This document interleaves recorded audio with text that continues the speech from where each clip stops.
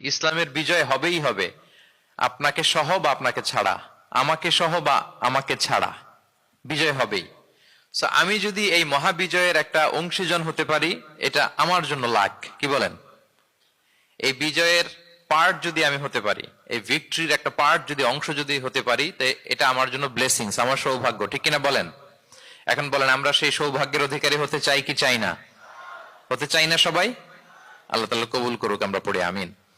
তাহলে আল্লাহর ওয়াদা, ইসলামের বিজয় হবেই হবে, সুনিশ্চিত, কোনো সন্দেহ নাই। কেউ এই বিজয়কে ঠেকাতে পারবে না।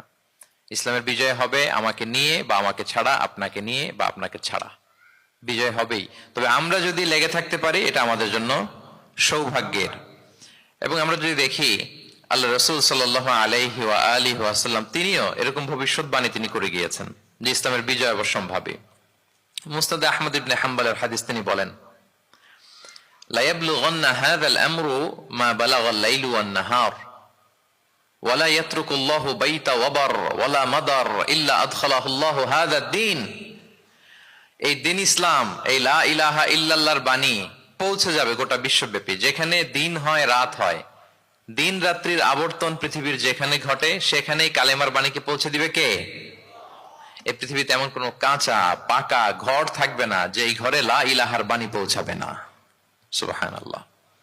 পৃথিবীতে এমন কোন জায়গা থাকবে না, এটা হোক মরুভূমি, হোক জঙ্গল, হতে পারে পাহাড়, হতে পারে কোনো আদিবাসী নৃগোষ্ঠী থাকে, পৃথিবীর এমন কোন জায়গা থাকবে না যেখানে লা ইলাহার বাণী পৌঁছাবে না। পৌঁছে যাবে।